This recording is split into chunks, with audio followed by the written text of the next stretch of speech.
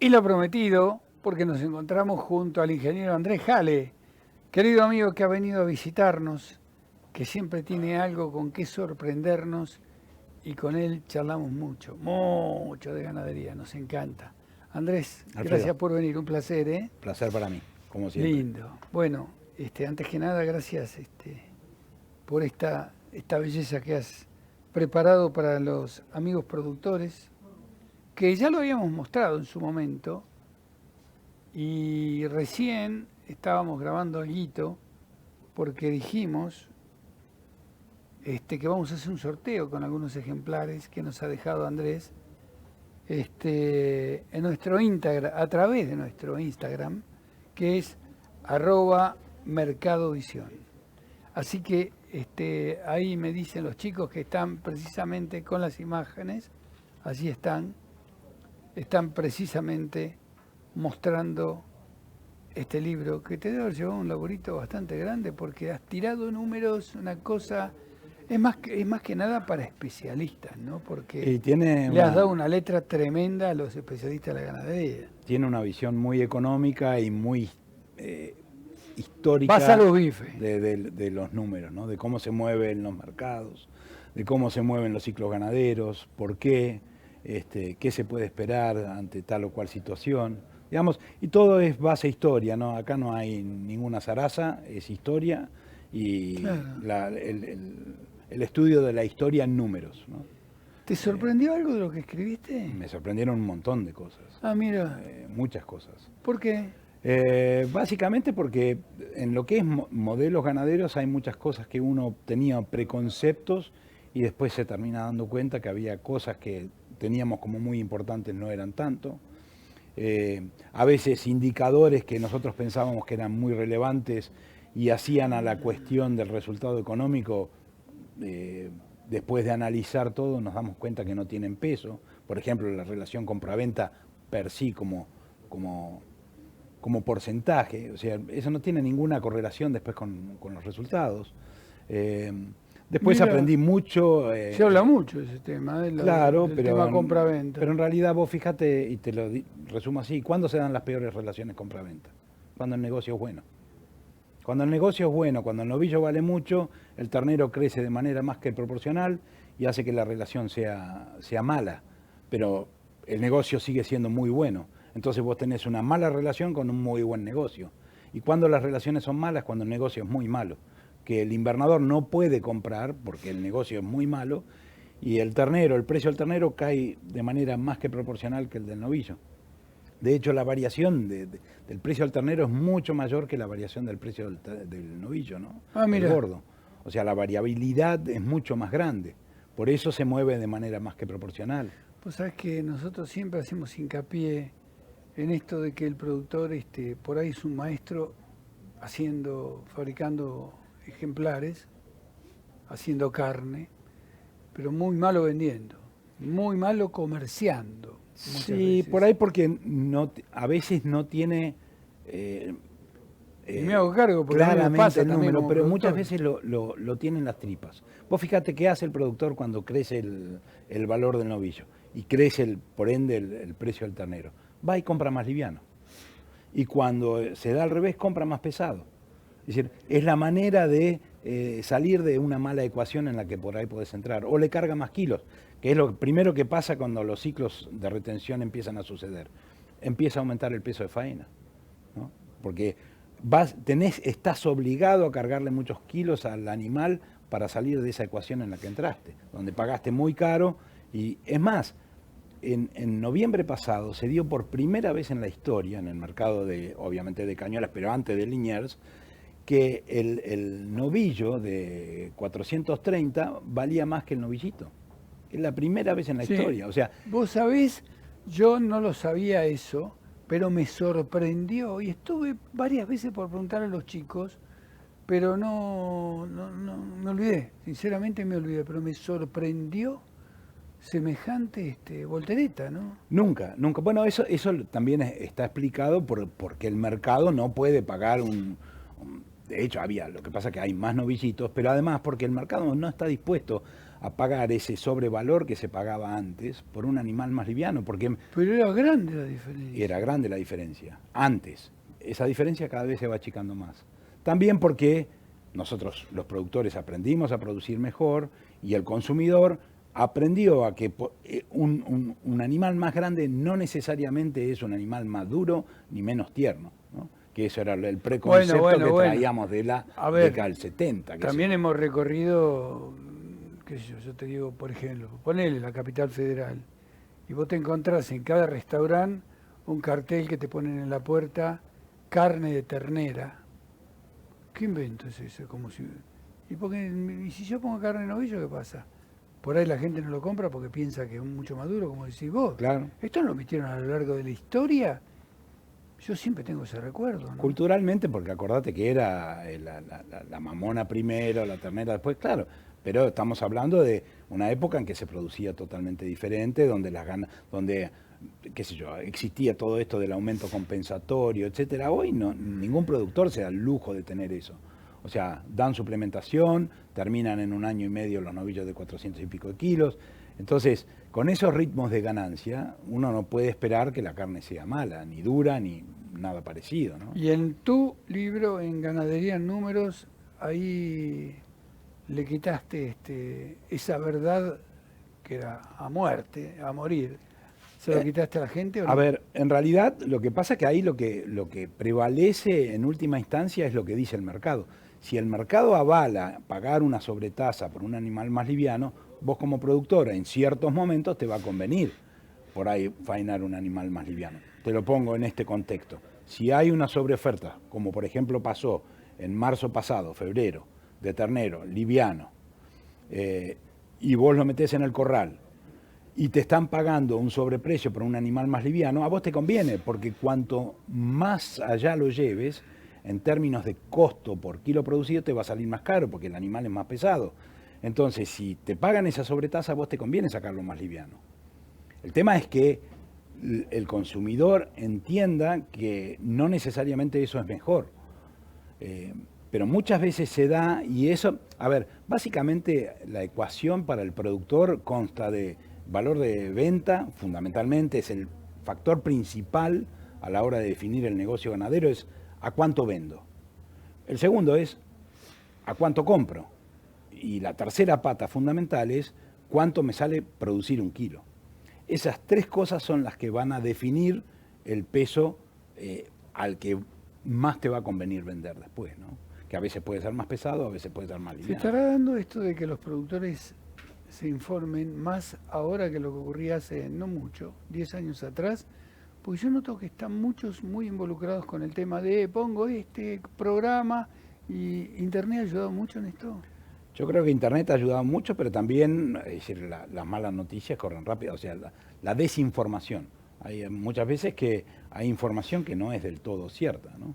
Esto que comentábamos recién, de que todo el mundo le dé tanta bolilla a esto de la relación compra-venta y al final estás gastando pólvora en chimangos porque no te dice nada. Cuando llegaste, nos pusimos a charlar con Andrés de un montón de cosas, entre ellas de lo que había pasado en la crisis por la terrible sequía de 2008.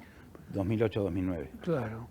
Y de golpe, para muchos, había sido la peor de la historia.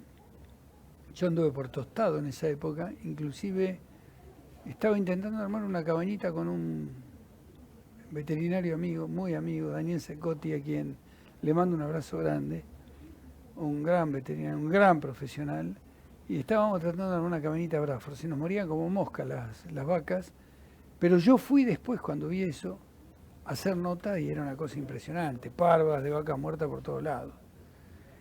Y ahí me habían dicho que hacía 39 años, creo 40 años, que había habido una sequía parecida, pero desde entonces que no había.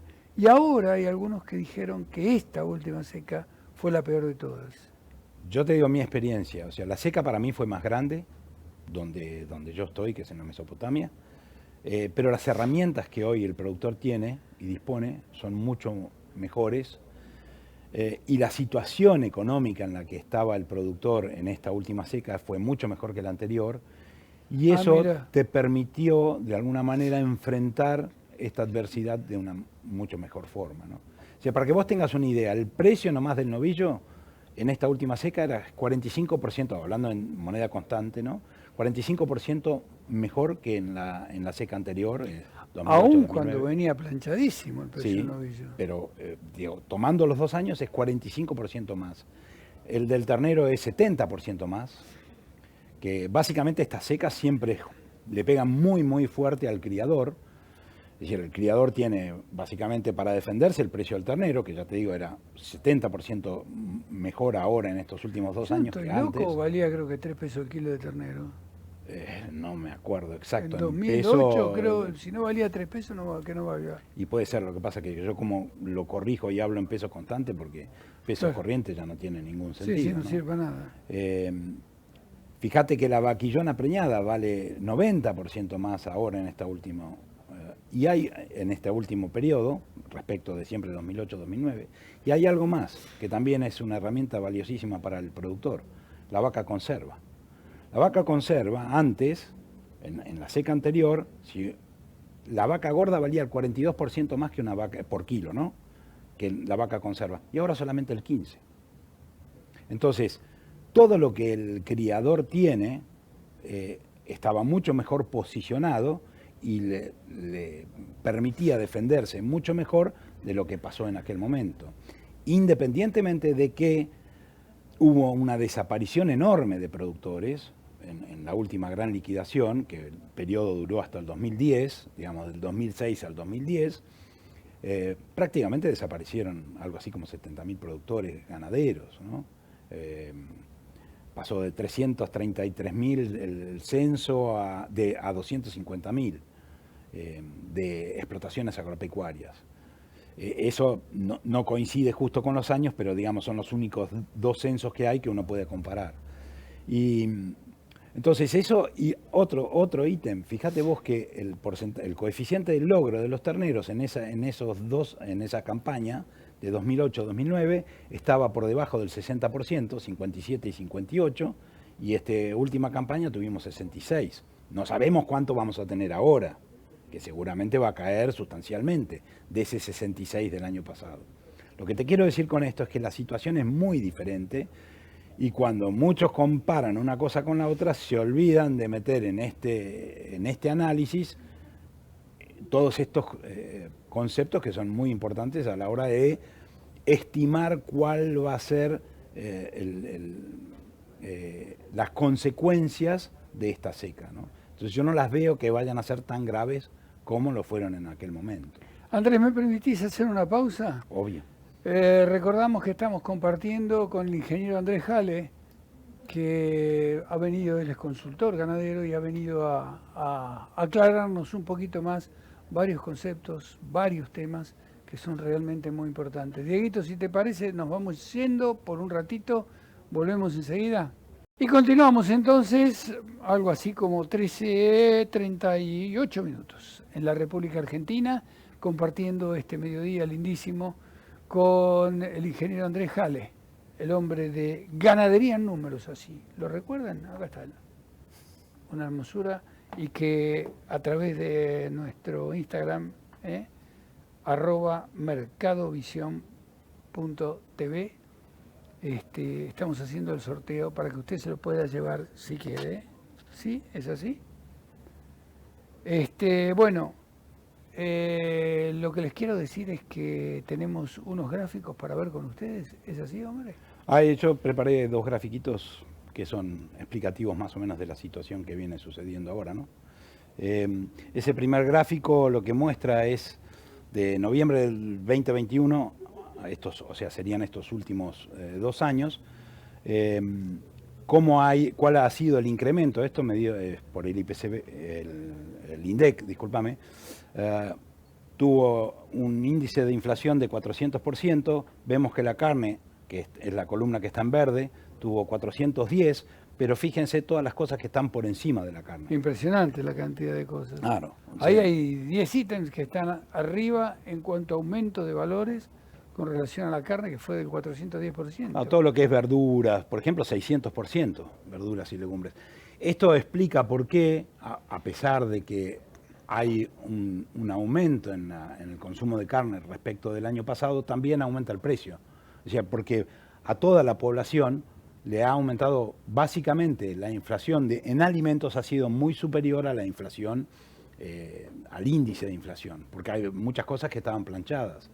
Entonces, fundamentalmente la gente lo que ha tenido que hacer es dedicar más parte de su sueldo a la compra de alimentos. Y eso explica básicamente por qué la carne está un poquito por encima de la inflación. Esto, vuelvo a decir, estoy hablando hasta noviembre, ¿no? Hay que ver cómo cierra diciembre y ahí eventualmente evaluar, ¿no? Pues, obviamente en diciembre también lo que hay es una corrección de salarios. Y después yo traje otro gráfico, que no sé si... Diego, ¿vos tenés preparado otro gráfico? Ahí está. Sí, el bueno, porcentaje. este es el gráfico. Básicamente acá lo que yo te quería mostrar era cuando hablan de los precios que dicen que son los mejores históricos, etcétera, etcétera. Ahí básicamente, fíjate la cantidad de kilos de carne, digamos, eso es cuántos novillos necesitas de 400 kilos para comprar un tractor. Fíjate que en el 2011 vos comprabas con 100 novillos el 80% o 82% de un tractor, mientras que ahora apenas pagás el 62% de un tractor. Claro, esto básicamente lo que yo te quería mostrar era que si en realidad en pesos constantes sí es cierto, es el mejor valor, pero como la inflación disfraza un montón de cosas y el tipo de cambio también, cuando uno mide el precio que había en 2011 a través de qué es lo que vos podías comprar, y esto es extensivo, esto mismo del tractor es extensivo para el maíz, es extensivo para el fosfato diamónico, para los salarios. Es decir, todos esos vos comprabas, adquirías más insumos de lo que adquirís hoy en día. A pesar de que el precio en pesos constantes sea mejor el de hoy, ¿no? Pero no te olvides que en aquel momento, en 2011, el promedio del novillo era prácticamente de $2. Y hoy estamos hablando de $1, ¿no? En dólares libres. En dólares libres, yo estaba haciendo cálculo el otro día, cuando salimos de la sequía de 2008, más te digo precisamente en 2010 me tocó, así que sé de qué se trata. Vos te vendías una vaquillona entre $1.000 y $1.100. Correcto. Hoy vale 300, 400 y si es buena $500. O sea, menos de la mitad de lo que valía hace 13 años atrás. Es impresionante eso. Correcto. En los vientres pesa muchísimo eso, pero muchísimo, ¿no? Sí, o sí, sea, sí, se ha sí. remado, en cuanto a la divisa norteamericana, se ha remado contra la corriente de una manera bárbara, ¿no? Claro, y eso básicamente, eso explica por qué en ese momento vos podías comprar muchas más cosas y estaba, digamos, para mí fue 2011, quizás fue el mejor año. Vos con una jaula de novillos te comprabas una 0 kilómetros, una chata 0 kilómetros, que para encontrar una situación igual, creo que tenés que ir a 1972, gobierno de la NUCE, ¿no? Correcto. Así que bueno, esto como para tener en cuenta, pero de cualquier manera, convengamos que es un momento muy bueno para el ganadero, por eso yo estimo que para adelante la situación no va a ser tan caótica como fue la salida de la otra seca. Nadie salió desesperado a quemar las naves, digamos. Y sí veo para el año que viene una faena menor a la de este año, pero tampoco mucho menor, capaz que 13,5 millones, 13,200,000, más o menos el número va a andar por ahí. Si uno mira la historia, vos sabés que la faena de machos ronda los 7 millones, 6,970,000, ese es el promedio del 2008 ahora, más o menos 350,000. Pero la faena de hembras, que es de 5,700,000, una cosa así promedio, es más o menos 1 millón. O sea que en realidad quien explica la variabilidad de un año a otro son las hembras, ¿no?